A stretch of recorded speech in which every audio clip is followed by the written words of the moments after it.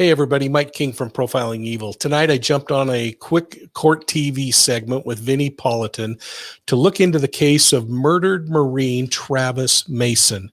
Now this guy served his country. He returned back to his hometown of Denver, and he even applied for the Denver Police Department. But while he was waiting to be accepted and start his time in the police department, he took a job at one of the dispensaries in town providing security. Well, in his first couple of weeks of work, he was murdered on the job. Let's watch this segment and we'll talk in a moment. It's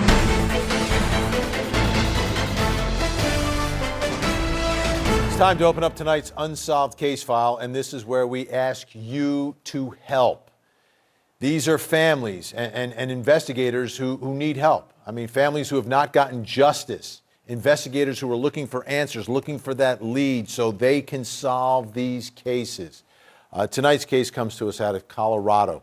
24-year-old father of three and former Marine killed during a robbery. He was working, doing security at a dispensary in Colorado and killed. And this is one that should be solved. Our affiliate, KMGH in Denver, has more.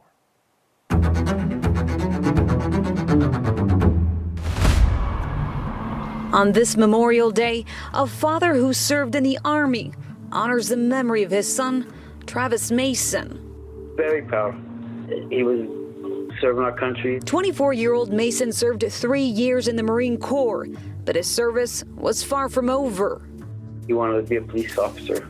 He wanted to continue serving his community, not just his country, but his community. To help people and save people and be there for the community. The Marine veteran lived to serve and protect. Travis, a husband and father of three, took a security job at Greenheart Dispensary in Aurora to provide for his family while he pursued his dream. He was on the job 2 weeks when he was shot and killed during a robbery, just days before Father's Day. At first, I didn't want to believe it. He just came and shot. Police released these two pictures of the suspects, completely covered, leaving the dispensary the night Mason was murdered. Crime Stoppers is offering a $55,000 reward for his killers. What message do you want to send to that killer? Come forward and help us get through this hard time in our lives. It's been 4 years and it's been hard every day. Travis's dad started a Facebook page, Justice for Travis Mason, and is begging anyone with information to contact Crime Stoppers. It won't bring back his son or the father and husband that was taken, but it'll bring closure to a family tormented by his death. Okay, we've got a phone number for you, 720-913-7867, 720-913-7867. That's the Metro Denver Crime Stoppers. You know, coming forward is the right thing to do. I mean, if you have information, you should be picking up the phone right now as we speak. But if just doing the right thing is not enough of an incentive, as you heard in the piece, there's a reward here. That reward has gone up. And on this program, we had a guest, Petty Tarani, a private investigator from Aurora, who added to that. Take a look. I just want to add one more thing. Our firm, Colorado State Investigations, is going to offer another $5,000 reward to bring it up to $60,000. And that should entice somebody to come forward and say something just to get these killers off the street. $60,000. But the real reason you do it is to do the right thing. Number one, you get a killer off the street, and you help a family get some sense of justice. Still with us, retired police commander, host of the Profiling Evil podcast, Mike King, and private investigator Erica Morse. And joining us now, special guest in Tamarack, Florida, Travis's mom, Priscilla Dominguez, is with us. Priscilla, thank you so much for joining us. Our thoughts are with you. This is beyond horrible for your family. Tell us a little bit about your son, about Travis, the father, the Marine, the hero. Travis was such a good person. I mean, genuinely good. He had this desire to be a police officer, to help the community, to protect, and he was such a good father. I mean, it's just, it's so sad. I mean, sorry. What's the latest, Priscilla, that you have heard in the investigation? Nothing. It's just cold and quiet. And not a word. No clues, no updates, nothing. Nothing at all. We just live day by day with the silence. Priscilla, Erica Morse is with us tonight. She's a private investigator in Chicago, but she has worked with a lot of families that unfortunately are in the same position that you're in. And I wanted to give her an opportunity to speak to you tonight. So, Erica, go ahead. Hi, Priscilla. I am so sorry. This is wrong. And I've read a lot about Travis and his desire to be a police officer and protect and serve. And it was clear just from the feedback from his wife and how good a father he was and his military brethren, how much they loved and respected him. It was just so clear how good a man he was. So for your loss, I'm so terribly sorry. In terms of the investigation, and I say this to every parent, you know your case better than anyone else. So work clearly, obviously in tandem as much as you can with the PD. And you're doing everything right now. You're doing the press, even though I know it is hard. I'm sorry for that. And talking to people like Vinny, not doing maybe too much and overwhelming yourself is good. Pick and choose who you talk to on this one, because I think that there's some hope in this case. I don't know if the police are looking at this right now as a random thing. I've heard differing reports about whether or not this was an attempted robbery or a robbery.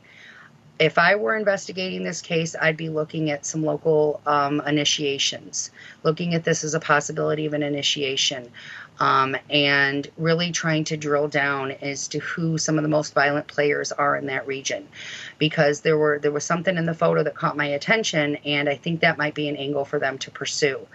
The reward is fabulous. Keep working as much as you can to get that reward information out there.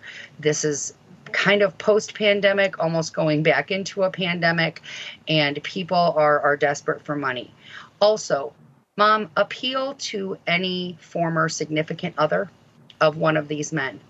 I think that there's probably a woman out there who has information, and she might be terrified to come forward. And appealing to an individual like that would be a strategy that I would use as mom, woman to woman, mother to mother.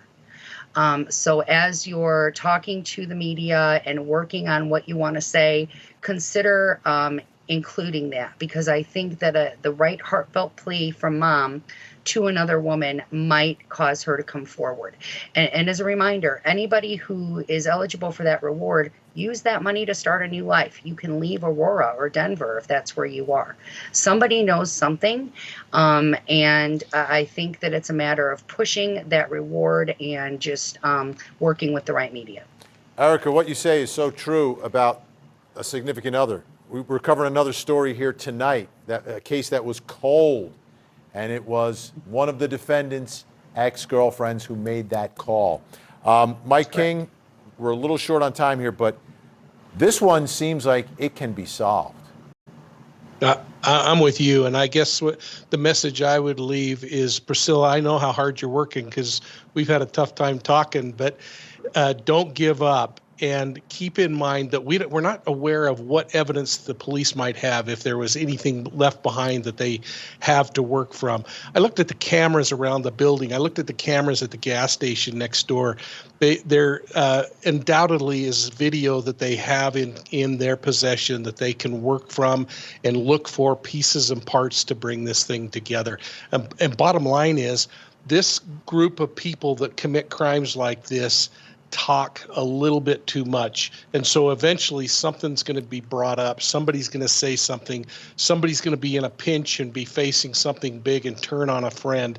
And so you got to keep hoping for that. And the last piece of advice that I'd give you is make sure that the Denver Police Department has a liaison that you meet with regularly, that you can get updates. And sometimes that update may be, we can't tell you anything, but we're continuing to look at the case.